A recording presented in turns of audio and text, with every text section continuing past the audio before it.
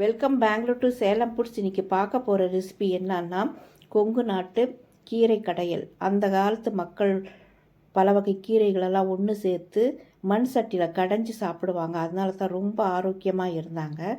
ரொம்ப டேஸ்ட்டாகவும் இருக்கும். இந்த மண் சட்டியில் வெறும் கீரையை மட்டும் கடைஞ்சி சாப்பிடும்போது இதில் பருப்பு எதுவுமே சேர்த்தாமல் என்னென்ன போடணுங்கிறது உங்களுக்கு காட்டுறேன். வாங்க பார்க்கலாம். பெங்களூர் டு சேலம் ஃபுட் சேனலுக்கு ஒரு சப்ஸ்கிரைப் பண்ணிவிட்டு ஒரு லைக் கொடுங்க ஃப்ரெண்ட்ஸ். கண்டிப்பாக என்னுடைய ரெசிபிஸ் உங்களுக்கு பிடிக்கும்னு நான் நினைக்கிறேன். ஒரு ஐப்பும் கொடுத்துருங்க. கொத்தமல்லி தழை, கருவேப்பிலை, 4 பச்சை மிளகாய் எடுத்திருக்கேன்.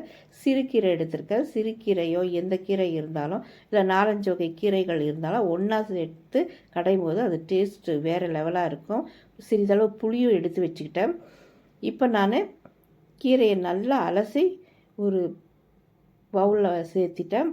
இப்போது மண் பாத்திரத்தில் கொஞ்சம் தண்ணி ஊற்றி வெங்காயம், பூண்டு, 4 பச்சை மிளகா, கருவேப்பிலை போடும்போது அதோடய வாசம் அவ்வளோ நல்லா இருக்குங்க. அதனால் நம்ம வேக வைக்கும் போதே கருவேப்பிலை போடணும். கொஞ்சம் புளி போட்டு கொஞ்ச நேரம் ஒரு 2 நிமிஷம் ஆன பிறகு நம்ம கீரையை சேர்த்திடலாம். கீரையெல்லாம் சேர்த்துட்டு அதன் பிறகு கொத்தமல்லி சேர்த்துறோம். கொத்தமல்லி சேர்த்தும் போது அதனுடைய வாசம் கேட்கவே முடியாதுங்க. அந்த சுவையை அந்த அளவுக்கு சுவையாக இருக்கும். இந்த மாதிரி நீங்கள் ஒவ்வொரு கீரை கடையிலையும் கொத்தமல்லி தழை சேர்த்து பாருங்கள். இப்போ இதுக்கு கொஞ்சமாக தான் நான் தண்ணி ஊற்றிக்கிறேன். கீரை வேகிற அளவு தண்ணி தான் ஊற்றிருக்கிறேன். நிறைய தண்ணி ஊற்ற வேண்டாம். நம்ம கெட்டியாக தான் நம்ம செய்ய போகிறோம். இப்போ நான் கொஞ்சம் இதாக மூடி வச்சுருக்கிறேன். ஏன்னா கலர் போயிடும். அதனால் ஏன்னா இந்த ஆவி திரும்பியும் கீரையில் படிஞ்சு அதோடைய கலரை மாற்றிடும். அதனால் கொஞ்சம் ஓரளவு திறந்து வச்ச மாதிரி நம்ம திறந்து வைக்கணும். இப்போ நம்ம திருப்பி போடணும். ஏன்னா கீரைக்கு கரெக்டாக நம்ம தண்ணி ஊற்றுனதுனால அது கீழே மட்டும்தான் வெந்திருக்கும். அதனால் நம்ம திருப்பி போடணும். நிறைய ஊற்றிருந்தா எல்லா பக்கமும் தானாகவே வெந்திருக்கும்.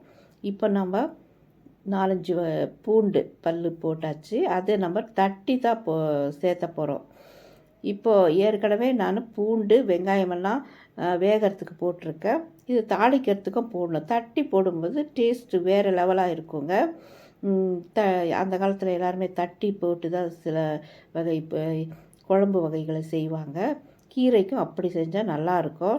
இப்போ இதுக்கு கொத்தமல்லி கொஞ்சம் எடுத்துருக்கிறேன், சீரகம் கொஞ்சம் எடுத்துருக்கிறேன், வரமிளகா எல்லாமே எடுத்துருக்கேன். வரமிளகா நான் ஒரு டெக்கரேஷனுக்காக தான் எடுத்திருக்கேன். வாசனை அது எண்ணெயில் போடும்போது நல்லா வாசம் வரும்.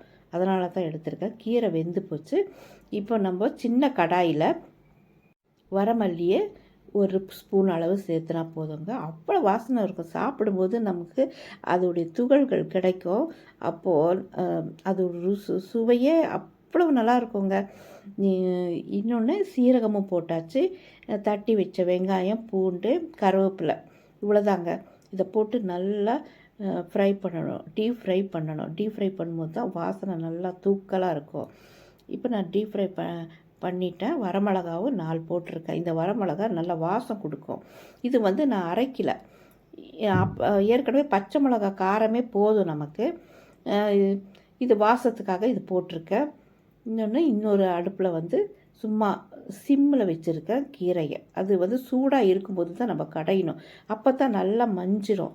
இப்போ பெருங்காயத்தூள் சேர்த்திட்டேன். பெருங்காயத்தூள் சேர்த்துட்டு பாருங்கள், நல்லா டீப் ஃப்ரை ஆகிடுச்சு. இப்போ நம்ம கீரையில் சேர்த்துற வேண்டியது தான். கீரையை இந்த அடுப்பில் மாற்றி நான் அதை ஃப்ரை பண்ணதெல்லாம் சேர்த்திட்டேன். இந்த வரமிளகாவை நான் எடுத்துக்கிட்டேன். நம்ம ரசத்துக்கு கூட இந்த வரமிளகாய் யூஸ் பண்ணிக்கலாம். டெக்கரேஷனுக்காக கூட நம்ம வச்சுக்கலாம். அவ்வளோதான். இதை நல்லா கடைய போகிறேன். ஏன்னா பச்சை மிளகாவே போதும் நமக்கு. அதனால் நல்லா கடைய போகிறேன். நல்லா கடையணுங்க. ஒரு 5 நிமிஷம் கடையணும். கடைஞ்சது தான் அது ஒரு டேஸ்ட் இருக்கும். பாருங்கள், திப்பியாக தான் இருக்கணும். ரொம்ப திப்பியாக இருக்கக்கூடாது. ஓரளவு சாப்பிட்ற அளவுக்கு திப்பியாக இருந்தால் தான் இந்த கீரை கடையில் அவ்வளோ நல்லா இருக்கும் சாப்பிடும்போது.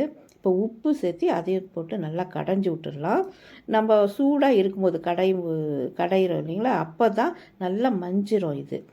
இப்போது நல்லா கடைஞ்சாச்சுங்க. அவ்வளோதாங்க.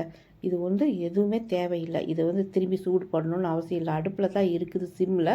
இப்போ நம்ம எல்லாத்தையும் வலித்து ஒரு பக்கம் எடுத்து வச்சிடலாம். எல்லா பக்கமும் வலித்து எடுத்து பிளேட்டில் மாற்றிட்டேன். பாருங்கள், அருமையாக இருக்குங்க. சாப்பிடும்போது தேவாமிர்தம் தாங்க, அந்த அளவுக்கு நல்லாயிருக்கும். இது போல் நீங்களும் ட்ரை பண்ணி பாருங்கள். பெங்களூர் டு சேலம் ஃபுட் சேனலுக்கு ஒரு சப்ஸ்கிரைப் பண்ணிவிட்டு ஒரு லைக் கொடுங்க ஃப்ரெண்ட்ஸ். தேங்க்யூ.